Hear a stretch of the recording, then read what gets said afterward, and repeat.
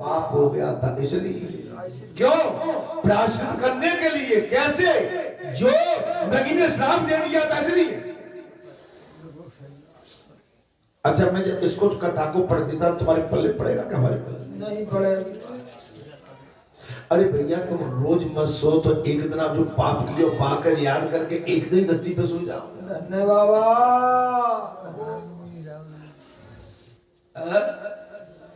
मद और अहंकार तो उन्हें छू भी नहीं सकता। दीनहीन हो गए राजा, दीनहीन हो गए। मद एवं अहंकार तो उनके पास नहीं था। सूत जी बोले, हे मुनिवर, तदंतर कुछ काल के बाद उन्होंने तीर्थ यात्रा के लिए जाने वाले बहुत से श्रेष्ठ ब्राह्मणों को देखा। तीर्थ के लिए यात्रा के लिए जा रहे थे। कुछ समय पश्चात तीर्थ यात्रा में जाते हुए कुछ ब्राह्मणों को देखा और उन सबको विनती भाव से प्रणाम करके, विप्रवरो, मैं आनंद देश का सूर्यवंशी राजा हूं। मैं आनंद देश का सूर्यवंशी राजा हूं। कथा में अच्छा लग रहा हो तो कहूं मेरे भाई। अच्छा महाराज, बहुत ही आनंद देश का सूर्यवंशी राजा हूं। मेरा नाम चमत्कार है और इस समय मेरे सारे शरीर में कोढ़ फैल गई है। क्या या कोई देव या मानवीय उपाय है जिससे मेरा कुष्ठ रोग शांत हो जाए? हो ब्राह्मणों से बांटने लगा। ऐसा कोई देव स्थान है या औषधि है? ऐसा कोई देव स्थान है मेरा कोढ़ हे विप्रो, या कोई ऐसा देव स्थान है या कोई वैद हकीम है जिससे मेरा ये कोढ़ कुष्ठ रोग शांत हो जाए? यदि है तो आप लोग मुझ पर कृपा करके बताएं। अगर ऐसा कहीं स्थान है, कृपा करके बताएं। हे दयानिधि विप्रो, कृपया करके मुझे बताएं। तब उन पर दयालु ब्राह्मणों ने कहा, नरसेठ, यहां से थोड़ी ही दूरी पर सुप्रसिद्ध शंख तीर्थ है जो सब रोगों का नाश करने वाला है। शंख तीर्थ है। क्या हो? यहां से कुछ थोड़ी दूरी पर शंख तीर्थ है जो सारे रोगों का नाश करने वाला है। जो मनुष्य रोगग्रस्त, काने, अंधे, ध्यान से बात को सुनना, जो मनुष्य रोगग्रस्त, काने, अंधे, मूर्ख, किसी अंग से हीन या अधिक अंग वाले, कुरूप, विकृति मुख वाले, वे सभी चैत्र मास के कृष्ण पक्ष की अदिति तिथि और चैत्र पूर्णिमा को चित्रा नक्षत्र में योग में या स्नान करके उपवास करते हैं। उसी क्षण रोग से रहित। चैत्र मास की पूर्णिमा बाबा हनुमान जी का दिन रहता है। बोलो बालाजी सरकार की जय। चैत्र मास की पूर्णिमा इस तरह वो विभिन्न अंगों से महाराज अपंग होते हुए भी अगर इस स्थान में जाकर श्रद्धा आस्था से स्नान करते हैं तो उसी क्षण रोग से रहित हो जाते हैं। राजा ने पूछा, हे विप्रवरो, शंख तीर्थ का ज्ञान मुझे जैसे ही हो और उसकी उत्पत्ति किस प्रकार हुई है, ये सब आप लोग विस्तार पूर्वक बतावें। हो तीर्थ कैसे पहले कथा सुनिए आप। कैसे बने तीर्थ? तीर्थ कैसे बना? बालाजी धाम ग्राम बैठा, बालाजी स्थान कैसे बना? बालाजी की कैसे कृपा हुई? बालाजी जब कैसे आए? समझ में आई महाराज? बालाजी जब आए तो उन्होंने क्या घोषणा की, कैसे स्थान लिया, कैसे मंदिर का निर्माण हुआ, कैसे यहाँ पर निर्माण के बाद में प्राण प्रतिष्ठा हुई। बालाजी की स्वयं और राम दरबार के दरबार, पेतरा सरकार, भैरवनाथ, इनकी प्राण प्रतिष्ठा हुई। अर्थात फिर क्या हुआ? बोले इसके 2 साल बाद श्री विष्णु भगवान का महायज्ञ हुआ। कितने दिन चला? बोले 11 दिन। अच्छा, ऐसा भी हुआ है? बोले हुआ है। जय हो। फिर क्या हुआ? बोले यहाँ रोगी दोगी दीनहीन आने लगे, उनका कल्याण और रोग यहाँ से टलने लगा। बालाजी की ख्याति प्रसिद्धि बढ़ती गई, संत भगत जुड़ते चले गए।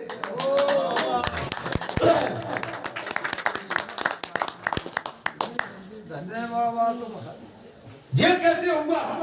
बोले बालाजी ने प्रतिज्ञा ले ली थी। जिस समय विष्णु भगवान महायज्ञ आरंभ हुआ था उस समय नीलकंठ भगवान की भी प्राण प्रतिष्ठा करा दी थी और श्री वैष्णव देवी के लिए भी संकल्प लेके बालाजी स्वयं बैठे थे।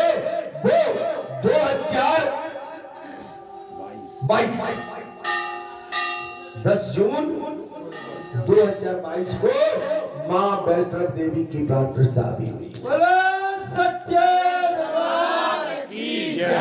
तो एक दिन में तुझे बात हो नहीं गई होगी। अगर यहाँ की ख्याति चाहिए, यहाँ की वास्तविकता चाहिए तो यहाँ के लोगों से पूछना पड़ेगा। आप जैसे संतों के माध्यम से पूछना पड़ेगा भाई ये कैसे क्या है। यहाँ पर भी बात वही हो रही है महाराज। राजा ने पूछा है ब्राह्मणों, बोले संक तीर्थ का ज्ञान मुझे कैसे मिले, इसकी महत्वता क्या है? कैसे बना तीर्थ? वो तीर्थ कैसे बना मुझे बताइए। तब पूछा महाराज, पूछते हैं महाराज। तब वो ब्राह्मण बोले राजन, पूर्व काल में इस पृथ्वी पर लिखित नाम से एक प्रसिद्ध श्रेष्ठ मुनि रहते थे। जय हो। लिखित नाम से एक मुनिवर रहते थे। बालाजी आए कैसे थे, किनको ये माध्यम बनाया, ये बात आएगी। अभी एक चीज और है, मैं आपको बताता हूं। मैं तो बहुत ही नम्र विनम्र भाव से करता हूं। अभी जब मैं परिक्रमा को आया तो मैं देख रहा था कि कोई कपड़ा तो डाल दे, मैं वहां पर नतमस्तक होने वाला हूं और उस समय अगर लिया भी कपड़ा तो वो गंदा पैरों में पड़ा रहता है, उठा के बुला दिया मेरे सामने। बाबा भाई इतनी तो कम से कम मर्यादा होना चाहिए। नहीं होना चाहिए। तुम्हारा कपड़ा हमारा कपड़ा बालाजी से मूल्यवान नहीं है। जय हो बाबा। अच्छा मैं आपसे कहता हूं जरा घुटने के ऊपर नब के वहां से घुटने के ऊपर जहां तक चल के आ जाओ, तभी फिर मैं तुमसे पूछूंगा हमारे कैसी पीती जरा मुझे बताओ जरा।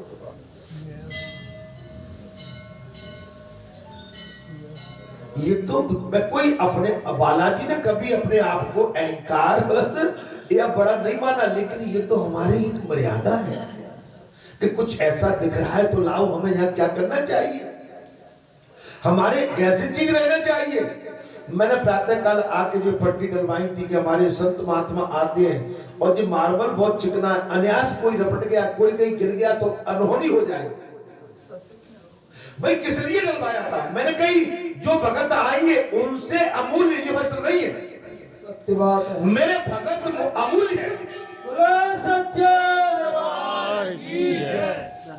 ये कपड़े तो फिर भी सूख जाएंगे, गंदे हो जाएंगे, धो लाएंगे, लेकिन किसी भक्त के साथ कहीं अन्यास कोई घटना घट गई तो वो बड़ी मुझे चुभेगी। क्या मैंने क्या कहा? कही आपने यहाँ पे डालो भट्टी सब जगह मैं आया, मैं रपटा होता इधर पुजारी क्या गीला, तो पुजारी हमारे ये नहीं कि भाई गीला कुछ नहीं माने। मैं जब इधर आया, मैं इधर हवन करने, तो वो सिट्टी इतनी गीली थी कि मैं बच गया महाराज। तो हमने सब जगह डलवाया। जब अपने को चोट लग रही है, अपने को दर्द हो रहा है, तो ये मान लो कि आने वाले जो भी हमारे श्रद्धालु है उनको भी तकलीफ होती होगी।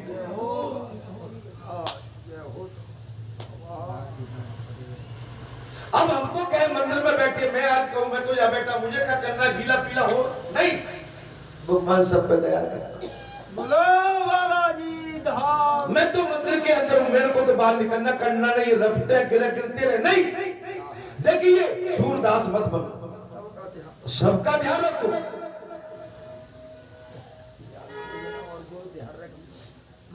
गूंगा भी मत बनो कि बोलना भी नहीं जानते हो, तुम नहीं डाल सकते तो बुला के किसी से डलवा तो सकते ही।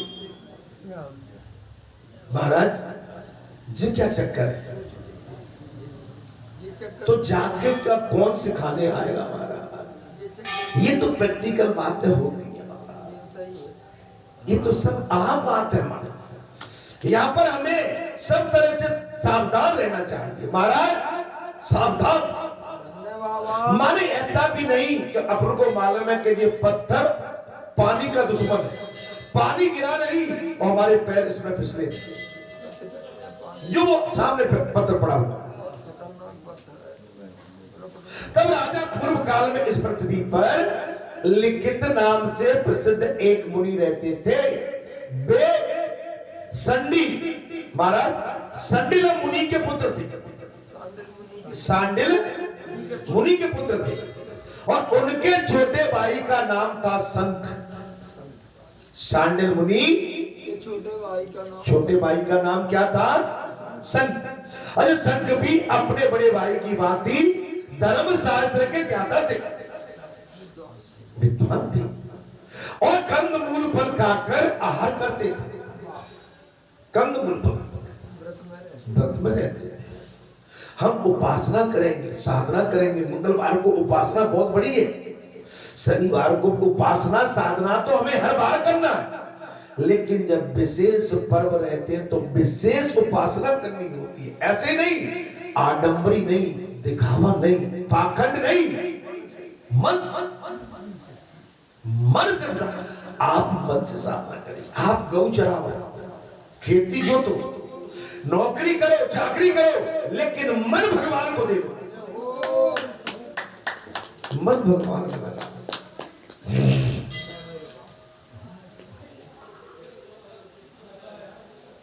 एक दिन शंख भूख से अत्यंत पीड़ित होकर लिखित के आश्रम पर गए। एक दिन वो शंख भूख से परेशान होके अपने बड़े भाई लिखित के आश्रम पर गए। महात्मा लिखित का आश्रम सुना था। कथा को ध्यान से सुन। मान लीजिए आज दिनचर्या की बातें जो आज इस कलयुग में चल रहा है वो बातें हैं। जो हम कलयुग में नादानी कर बैठते हैं वो बातें हैं, लेकिन कलयुग में भी बहुत बड़ा होने जा रहा है वो बातें भी हैं। इस घोर कलयुग में भी बहुत बड़ा होने जा रहा है 22 तारीख को, ये भी बहुत बड़ी बात है।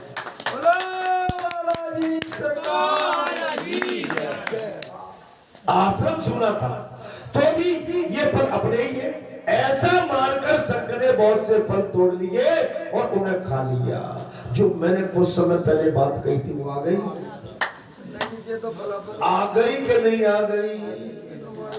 अब हम यहाँ के पुजारी हैं, कैसे फल आए, मिठाई आई, हमारे हाथ में बतौर हम जो चाहे सो करें। नो, ये हो आप पुजारी है, मर्यादा में रहिए। पूजा करते हो, दियाबत्ती करते हो, प्रसाद चढ़ाते हो और प्रसाद खिलाते हो। जब आप जाने लगे तो 5 पंच बुला के, कारखानी को बुला के कि भैया कुछ प्रसाद मुझे भी दे।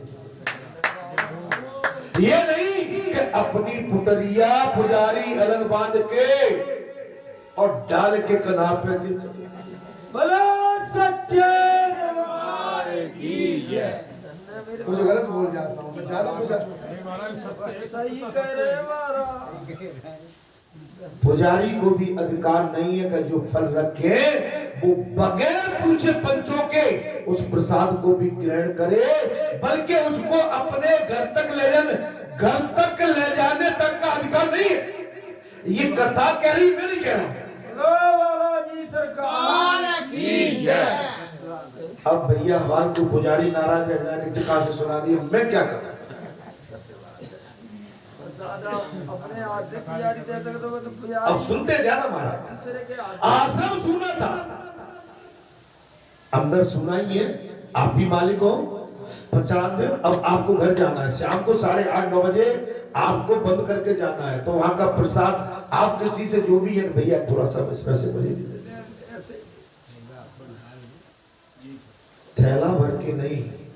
कैसा भाई मेरे, अगर हम थैला भर के घर ले गए तो जाकर कर्जा नहीं पटा पाएंगे। आज तो थैला भर रहे हैं, कल थैले के लिए तरसो।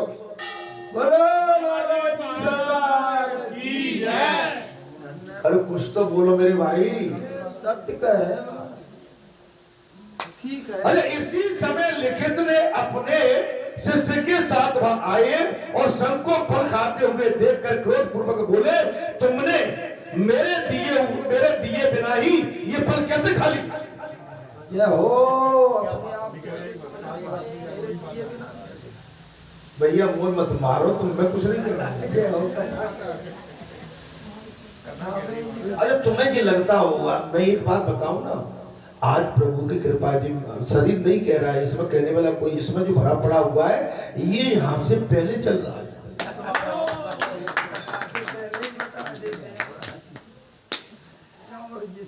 अच्छा जहां में फिर आलस करते हैं। अब मेरे भाई सच्चाई नहीं कथा की बताओगे तो तुम सच्चे कैसे बन पाओगे? अगर मैं लीपा पोती करके उठ जाऊंगा तो तुम सच्चे कैसे बन पाओगे? मैं तो सच्चाई सामने लग रहा हूं। अगर सच्चे मार्ग पर तुम चलोगे तो कल्याण है तुम्हारा, और सच्चाई पर नहीं चले तो इस मानव जीवन के लिए तरसना पड़ेगा। बोला सच्चे दरबार की जय। महाराज फल तोड़ लिए, बगैर अनुमति के आश्रम के उन्हें खा लिया। इसी समय लिखित अपने शिष्यों के साथ वहां आए और सबको फल खाते हुए देखकर क्रोधित होकर बोले अपने छोटे भाई से, बोले तुमने मेरे दिए बना ही ये फल कैसे ले लिए? क्या तुम ये नहीं समझते कि इस प्रकार बिना पूछे लेने से चोरी और दोष से बंध जाना पड़ता? चोरी के दोष से भैया कहूँ कथा के नहीं हो महाराज, बिना पूछे ये नहीं समझते थे। आप बगैर पूछे बालाजी धाम या वैष्णव धाम से कोई मैं बनाई, मैं यहाँ का महंत मानते हो, मुझे जो भी मानते हो, मुझे भी अधिकार नहीं इस चीज का। बोला सच्चे दरबार की जय।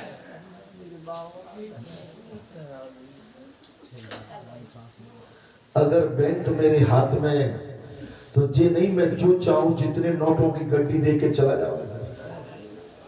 बैंक का मतलब होता है कि जब बैंक अकाउंट शाम को 4:30 बजे क्लोज किया जाता है, लेन देन का क्लोज सामने एक चार्ज शीट बना के रख दिया जाता है। ये भी धर्म का बैंक अकाउंट है।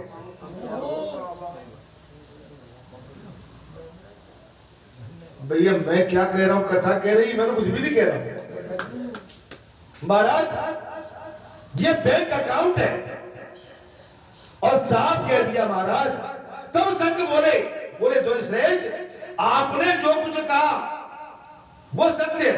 मैंने आपके सुने आश्रम में ये फल लिए, अतः मेरे लिए चोरी का उचित दंड दीजिए, जिससे मेरा इस लोक में और परलोक में दोनों में सुख दो। ये अब दंड दे दो, इसलिए मैं मुझसे गलती हो गई। भूख के व्याकुल था, इसलिए आज 2 साल पहले की कथा भी लग रही होगी, लग रही है कि नहीं? धन्य बाबा। बगैर विचारे मैं कह रहा हूं कि यहाँ का एक फूल भी ऊपर उठाते माने बाबा के वहां से तो पूछना पड़ेगा।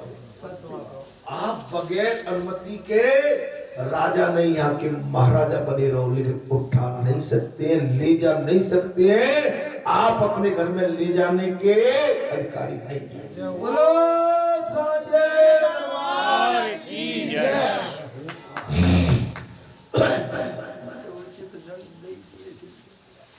ये लोग को परलोक दोनों सुख। बोले मुझे दंड दे दो।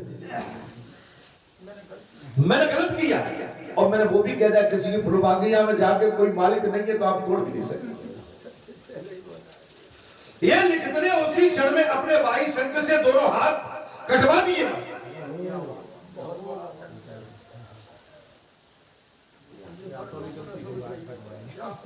उसी समय छोटे भाई शंख ने अपने बड़े भाई लिखित से दोनों हाथ कटवा दिए। हाथ कट जाने पर शंख अपने आश्रम में लौट आए। हो प्रायश्चित करके आए। कथा बहुत ही पाप जो होता है ना,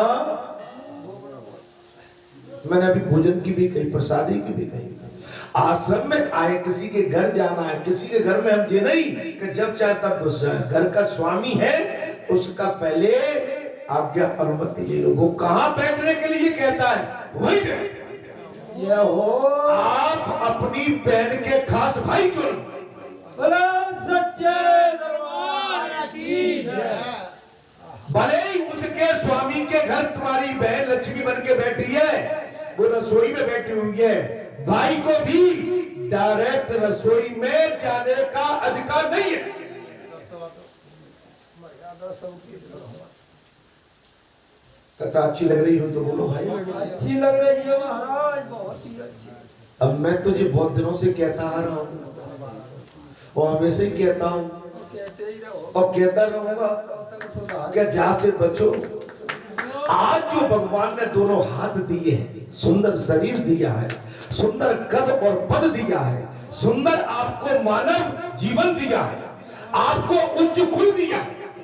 ये हो कहीं ऐसा न हो इतने नीचे चले जाओ कि लोग तुमसे क्या दूर बैठ हमसे। बोलो बाबा जी धाम की जय। ऐसा ही होता ही है। जिसने जो किया है या कर चुका है वो बच नहीं सकता। मैं आज आपसे बिल्कुल बिल्कुल एकदम सच्ची बात कह रहा हूं। धर्म की आड़ में या संसार की आड़ में या समाज की आड़ में या राष्ट्र की आड़ में हमने जो भी कुकर्म किए हैं उनका भोग भोगना ही पड़ेगा।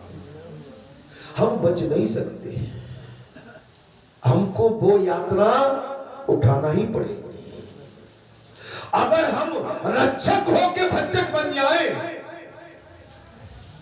तो इससे तो नीचे का स्तर हमारा कुछ हो नहीं सकता। आप देखो एक श्वान खड़ा है, श्वान मंदिर में घुसने के लिए भी डरता है कि नहीं भाई आज हमको जहां पर व्यासपीठ दे दी महाराज। अब इससे बड़ी चीज आपके लिए, मेरे लिए, हमारे लिए, सबके लिए कहां है? अरे आपको बैकुंठ की गति दे दी। सच्चे दरबार की जय। आपको हमको बैकुंठ की गति दे दी, सिंहासन आसन दे दिया।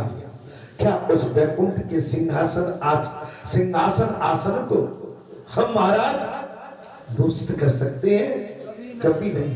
दूषित किया तो नीचे गिर जाओगे, जहां तुम्हें पूछने वाला कोई पैदा नहीं होगा। जो आज आपके सामने हाथ जोड़े रहते हैं, जो आपसे कहते हैं कि जैसे भाई पुजारी, महंत, संत और महापुरुष माता पिता का कद बहुत बड़ा होता है, पुजारी लेना हमारा प्रसाद, महाराज लेना हमारा प्रसाद, चढ़ाना हमारा प्रसाद। आज वहां डायरेक्ट खड़े हैं हम, आज व्यासपीठ पे यहाँ बैठे हुए हैं। अगर गलत किया तो हम बाहर खड़े रहेंगे, गेट के बाहर। सच्चे दरबार की जय। आश्रम की बात चल रही है ना। ध्वज श्रेष्ठ, आपने जो कुछ कहा है वो सत्य कहा है। मैंने आपके सुने आश्रम में ये फल खाए, अतः मेरे लिए चोरों का उचित दंड दीजिए, जिससे मेरा ये लोग और परलोक दोनों सुखद